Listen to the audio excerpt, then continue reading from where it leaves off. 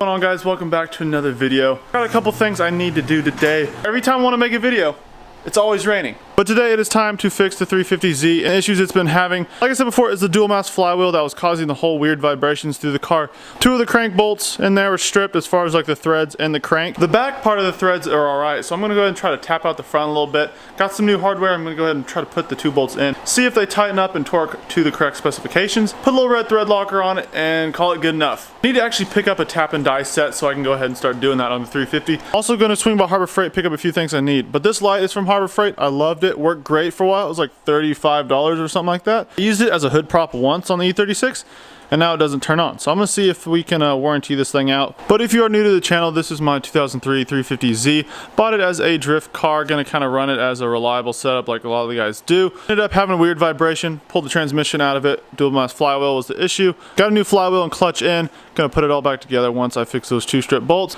I don't know, I'm thinking about selling it. I'm not quite sure, still up in the air on that. Got the fresh tap and die set from Harbor Freight. It looks like it'll work. Also picked up some new jack stands, but need some more. I need to clean up the whole garage. It's a complete mess right now, especially with the Z being all apart. Got a new light. They actually warrantied it out for me.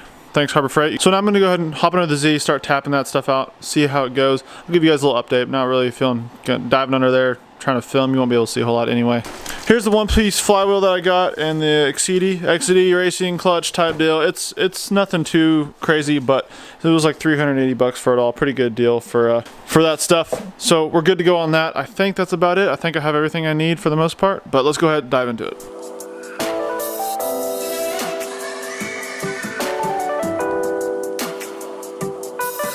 Oh, come on.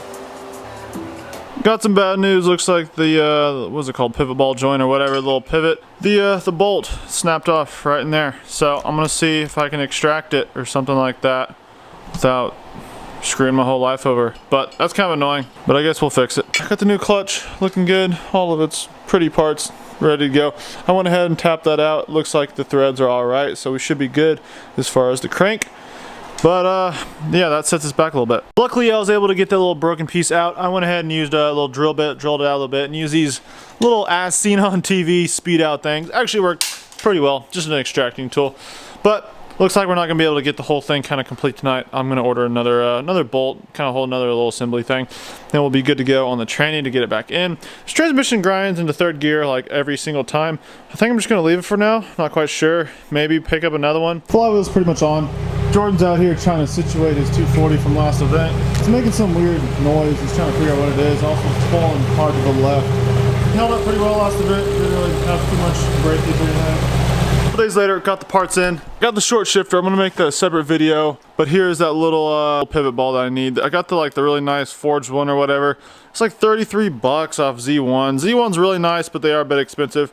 So I'm gonna go ahead and screw it in, snug it up, make sure it's all good. I believe there's a washer that goes on this too that fell off whenever it snapped. Then I'm gonna get onto the throwout bearing after that. Got the new throwout bearing already pressed in. It's pretty much what you have to do, or at least what I did. This dark part on the back is what comes out. It's this little inside ring right here. What I did was I had my engine hoist chilling around. Here's the old one. So I took the old throwout bearing and I set it in like that. And it sits down in there where the outer bearing's resting against the hoist. Took a big old socket, put it on just the inside ring, the dark part, and hit it with the dead blow hammer. It actually came out really easy. And then I just took the new bearing, put the new one in the back, and just kind of gave it a few taps of the hammer on the ground. Went right in. Very thankful that didn't take so long. So now I'm going to go ahead and assemble the clutch, stuff like that. Make sure to lubricate the things that need to be lubricated. Should be good. I'm also going to take some brake cleaner and clean out all this dust. You can see how dark it is in there. Before I do this, I'm going to actually go ahead and jump under the car and install the disc and the pressure plate right behind me. I went ahead and cleaned that off with a little bit of brake cleaner and microfiber towel. So I'm going to grab my alignment tool and start throwing it in.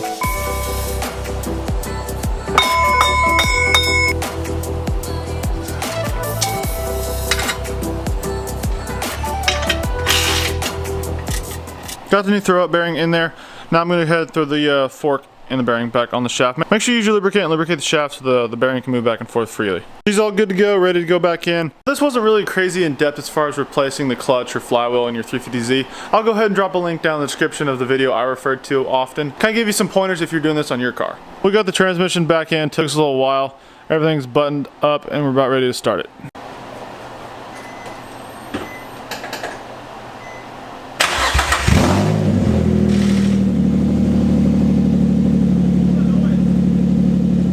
Eddie jump. I know it's surprising. Like I knew it would be loud, but like. Up and down.